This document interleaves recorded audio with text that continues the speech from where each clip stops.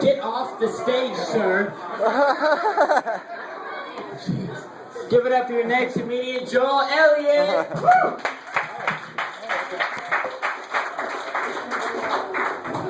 All right, thank you. Wow, Chattanooga, Tennessee. You guys are great. The worst thing happened to me today. Can I tell you about this? I woke up in Alabama this morning.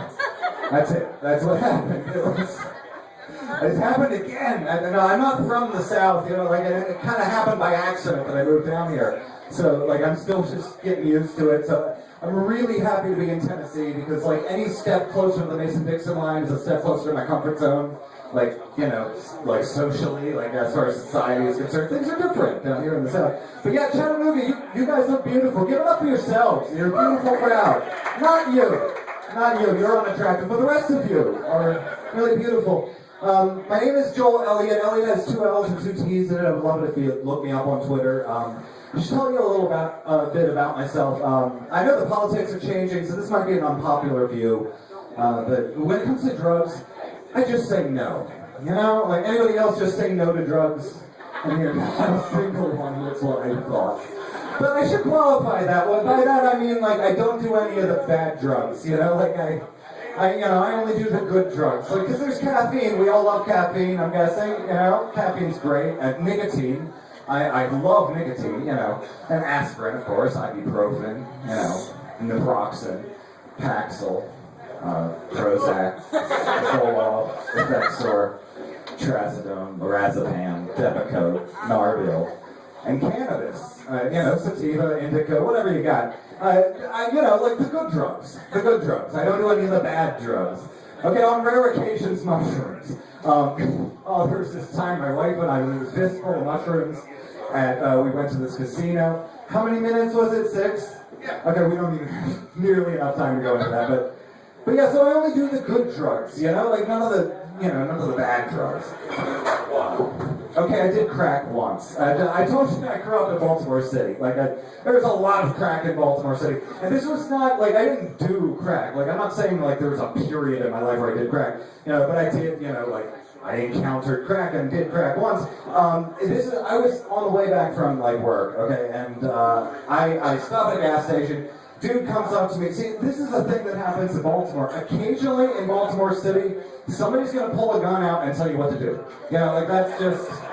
That's part of the deal. It happened a few times. In this particular occasion, being a comedian type, I did the, entertainment industry stuff, a lot of my life. And whenever somebody pulls a gun on me, my first reaction to protect myself is oh, okay, we're friends now. Hey, dude, it's cool, we're friends. I just kind of go with it and just start getting, real comfortable with the guy. So, he pulled the gun, he was I want your money, and I'm like, you can have my money, and he's like, go get in the car. I was like, okay, where are we going? Let's go, let's do this. And so we start driving, and, the guy, I put him at ease, and I was very impressed with this guy. This crackhead was able to budget.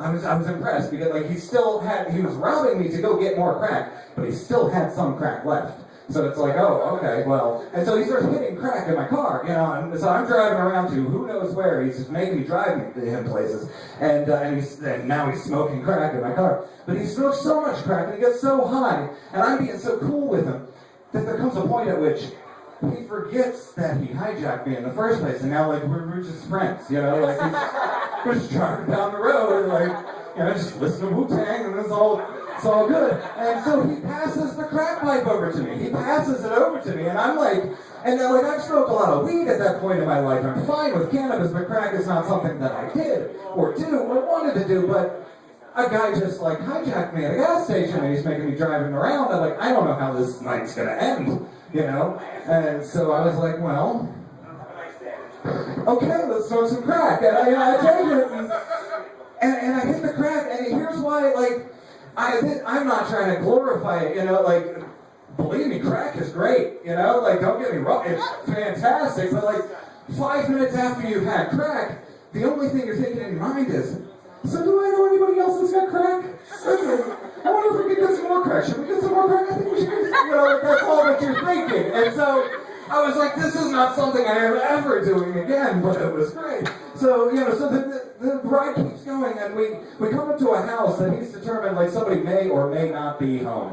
And where he can get some crack. Now he is so high at this point that I park in front of the house and he gets out of the car.